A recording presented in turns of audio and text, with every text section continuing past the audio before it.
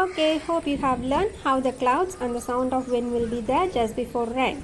In our next video, we will learn how the cloud is giving us rain. Thanks for watching. Kindly subscribe our channel to learn new things and to learn known things in a new way. Thank you, viewers.